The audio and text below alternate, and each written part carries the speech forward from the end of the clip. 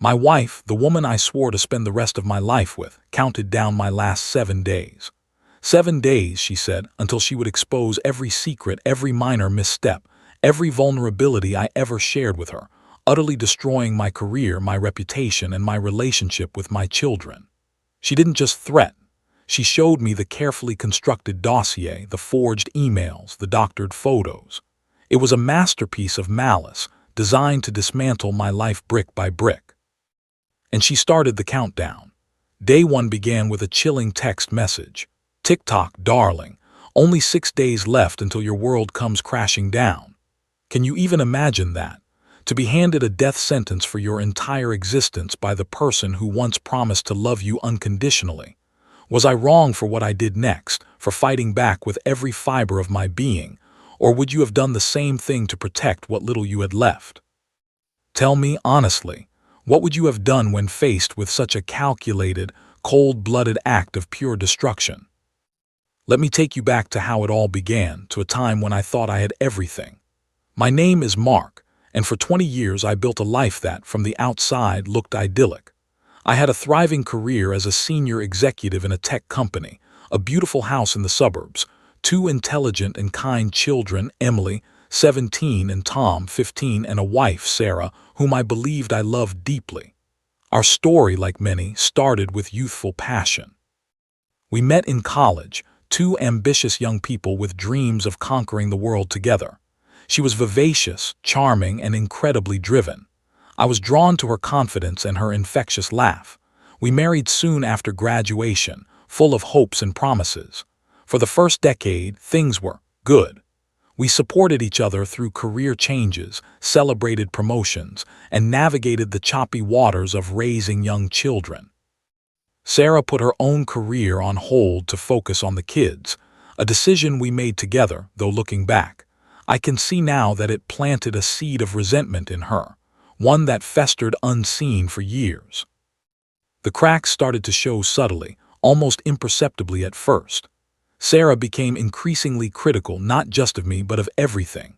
My taste in clothes, the way I loaded the dishwasher, the amount of time I spent at work, it all became fodder for her sharp tongue. I brushed it off, attributing it to stress, to the demands of motherhood, to the general ebb and flow of a long-term marriage. I tried to be understanding, to give her space, to offer help.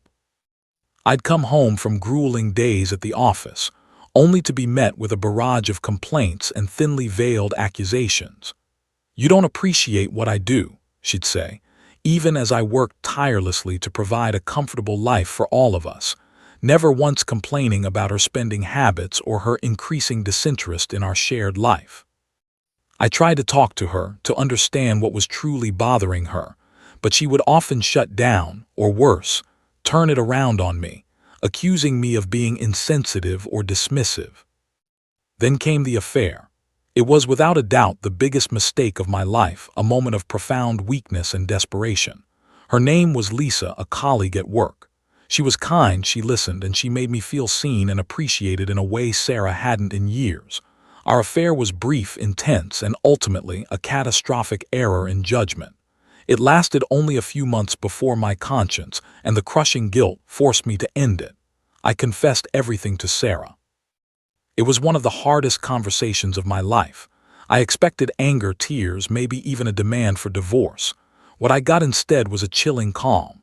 She listened, her face unreadable, and then she said, "I knew." My blood ran cold. "You knew?" I stammered. "Oh, Mark," she said, a cruel smile playing on her lips, "I know everything." She didn't reveal how, but the implication was clear. She had been watching, waiting. She had let me dig my own grave. The immediate aftermath was a strange, suffocating truce. Sarah said she would stay for the children's sake, but things were never the same. Our relationship became a minefield of unspoken resentment and passive aggression. She never forgave me, not truly. Every argument, every disagreement, every perceived slight would circle back to my infidelity. It became her weapon, her trump card, a constant reminder of my failure. I tried to atone, to be the perfect husband, the perfect father. I worked harder, spent more time at home, went to counseling alone as she refused to join me. I bent over backward, desperate to mend what I had broken, to regain some semblance of the life we once had. but it was like trying to fill a bottomless pit. She never moved on, never allowed me to move on. It was as if she wanted me to suffer, to live under the shadow of my mistake forever. Over the next few years, her behavior escalated. She began to subtly undermine me in front of the children, making sarcastic comments about my work ethic or my parenting decisions. My children, bless their innocent hearts, began to pick up on the tension, becoming quieter, more withdrawn. Emily, my daughter, was particularly sensitive to it. She would often ask me why Mom was always mad at Dad. It broke my heart. I tried to shield them, to reassure them that everything was fine, but a child's intuition is sharp. I started noticing things disappearing from my home office, important documents, my old laptop with sensitive files, even small, sentimental items. I initially thought I was just disorganized, but the pattern became too consistent to ignore. I even found a small, discreet camera hidden in a plant pot in my study one day. When I confronted Sarah, she feigned ignorance, claiming she had no idea how it got there. Her eyes, however, held a flicker of something triumphant, something chillingly cold. It was then I realized the depth of her vindictiveness. She wasn't just angry, she was actively plotting. The final straw came a few weeks before she started the countdown. I had received a significant promotion, a culmination of years of hard work and dedication. I was ecstatic, thinking that maybe, just maybe, this positive change could be a turning point for us. I came home, bursting with the news, expecting at least a modicum of shared joy. Instead, she looked at me with an expression of pure disdain. "You think you're so great, don't you?" she sneered. "Always about you, isn't it? Your career, your success. Meanwhile, I'm stuck here playing housewife." I tried to explain that it was for all of us, that it meant more financial security, a better future, but she wouldn't hear it. That night she told me she was tired of our marriage, tired of me, and wanted a divorce. I was heartbroken but also paradoxically relieved. The constant tension, the passive aggression, the feeling of walking on eggshells, I was exhausted. I agreed, hoping for an amicable split for the sake of the children. Oh, how naive I was. The very next morning the countdown began. Day 7. A perfectly formatted, professional-looking email landed in my inbox, not from her personal address but from a burner account. The subject line read, "Your last 7 days." Attached was a meticulously compiled document, dozens of pages long, filled with fabricated evidence. There were screenshots of emails to Lisa, doctored to look far more incriminating than they ever were. There were false claims of financial misconduct at my company, using snippets of confidential information I had innocently shared with her over the years, twisted and taken out of context. There were even fake social media posts, designed to make it look like I was an abusive husband and an absentee father. She had taken every secret, every vulnerability I had ever shared with her in 20 years of marriage, and weaponized it. She threatened to send it all to my company's board of directors, to our children's schools, to my friends, to the local media. She promised to destroy me completely, to leave me with nothing. Her message was clear. If I didn't give her everything she demanded in the divorce, the house, the vast majority of my assets, and full custody of the children with minimal visitation for me, she would unleash her carefully crafted destruction. The sheer audacity, the cold calculation of it, took my breath away. She wasn't just angry, she was pure vengeance personified. So that's the situation I was in, trapped, cornered, and watching my entire life unravel before my eyes. I had to make a choice. Before I tell you what happened next, what I did to fight back against this monstrous plan, I want you to pause right here and comment below. What would you have done in my shoes? Would you have given in to her demands, sacrificing everything to avoid public humiliation? Or would you have stood your ground, risking complete annihilation for a chance at justice? I'm genuinely curious to hear your thoughts, because at that moment I felt utterly alone, staring into an abyss of my own making. I spent the next 24 hours in a haze of panic and despair. Day 6. I couldn't eat, couldn't sleep. My mind raced, trying to find a way out. I thought about giving in, about just handing over everything to avoid the catastrophic fallout. But then I looked at my children, their innocent faces, and I knew I couldn't. I couldn't let their mother poison their minds against me with such lies. I couldn't let her take everything I had worked for and leave me with nothing, especially when I knew I wasn't the monster she was trying to portray. I had made mistakes, yes, but I wasn't evil. I decided then and there that I would fight back. But how? She had me dead to rights, or so it seemed. Her dossier was meticulous, convincing. My first thought was to get a lawyer, but I knew the legal battle would be messy, expensive, and would still risk public exposure, even if I eventually won. I needed something more decisive, something that would hit her where it hurt, something she wouldn't see coming. I needed one last move. As I sat there staring blankly at my computer screen, the image of that discreet camera in the plant pot flashed in my mind. Then the missing documents, the old laptop. A terrifying thought began to form. What if she had been collecting dirt on me for years? What if she had something even more damaging? And then a new thought, a desperate flicker of hope. If she was willing to go to such lengths to destroy me, what lengths had she gone to herself? What secrets did she have? I started thinking about her behavior over the past few years. Her sudden, unexplained trips, the expensive gifts she bought herself with cash, the strange, secretive phone calls she would take in the other room, always whispering. I had dismissed them as her own private life, but now a chilling possibility emerged. My last move wouldn't be about exposing her to the world. It would be about exposing her to me, and then turning her own weapon against her. I began my own frantic investigation. I started with the old laptop. I remembered she had shown an unusual interest in it when I bought a new one, asking if she could borrow it for some research. I had always kept my sensitive files encrypted, but what if she had found a way around it, or worse, what if she had planted something on it? I remembered the discreet camera, and then I remembered the location where it was found, a small, rarely used study connected to my home office. It dawned on me, my home network. I was a tech executive, for crying out loud. I had robust security, but I also had a shared family network. Could she have exploited that? I spent the entirety of day 5 and into day 4 working with a relentless focus I hadn't felt in years. I systematically went through every single device on our home network, checking logs, looking for anomalies.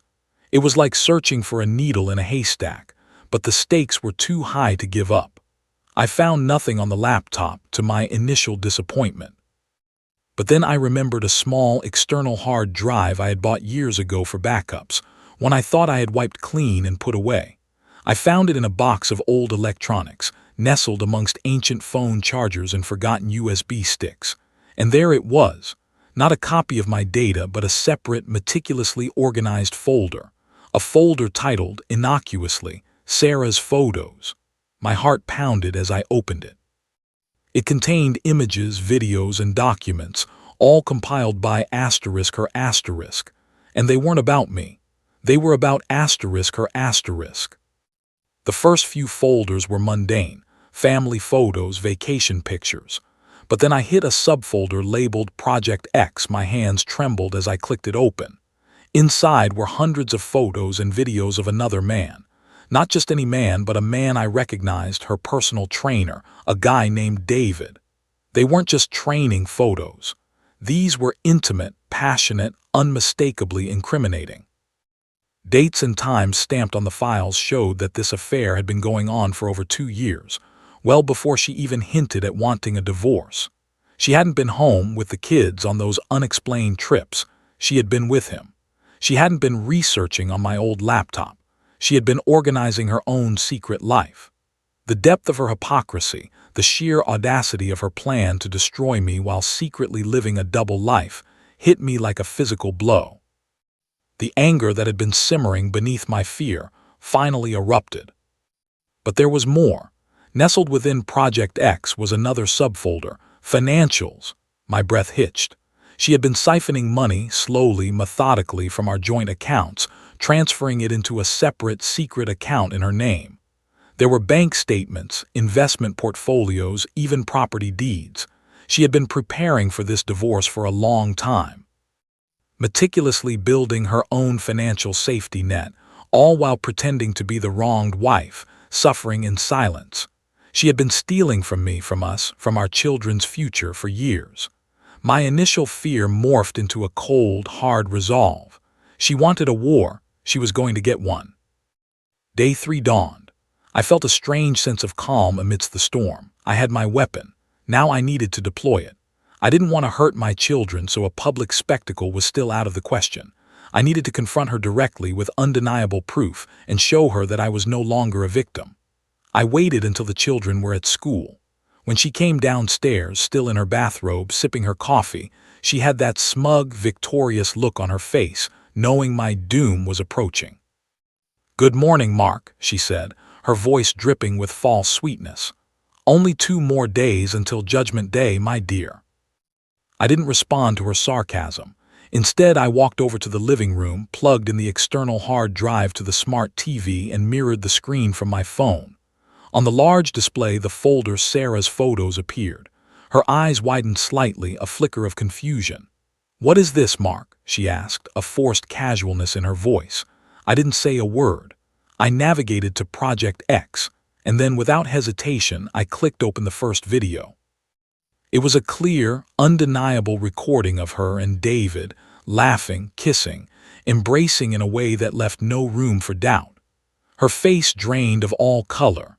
Her coffee cup clattered to the floor, splashing dark liquid across the pristine rug.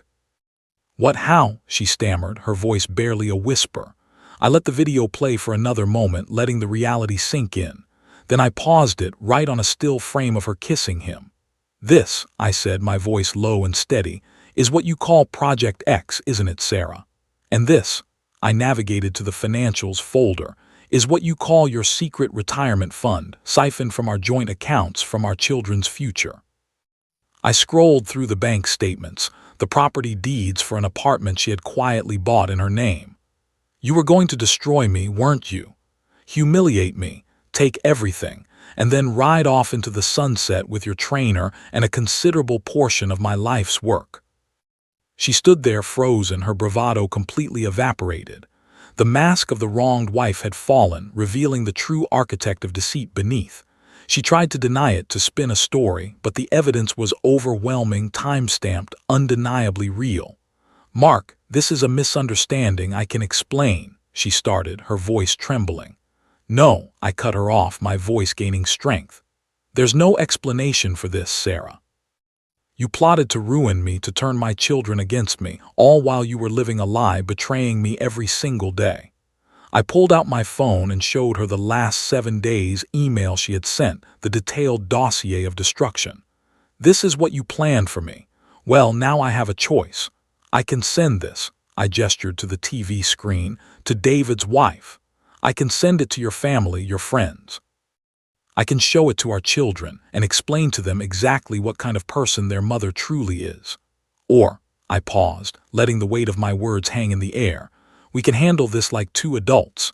You retract every single threat. You agree to an amicable, equitable divorce, no messy court battles, no lies, no accusations. You walk away with what is fair and nothing more. And you never, ever contact me or our children again outside of agreed-upon, supervised visitation." She stared at me, her eyes wide with a mixture of shock, fear, and, I dared to hope, a sliver of regret. The tables had turned. Her perfectly orchestrated destruction of my life had backfired spectacularly, revealing her own carefully guarded secrets. The silence in the room was deafening. I could see the wheels turning in her mind, weighing the options. The public exposure of her affair and financial deceit versus a clean, if painful, break. The thought of her own meticulously crafted image being shattered, the judgment from her own social circle, was clearly a powerful deterrent. She finally sagged, defeat etched on her face. "Okay," she whispered, her voice barely audible. "Okay, Mark, I agree." And so my last 7 days turned into her last 7 days of manipulation. We divorced quickly and quietly. She got a fair settlement, enough to live comfortably, but not the exorbitant sum she had demanded. I got the house, joint custody of the children, and my peace of mind back.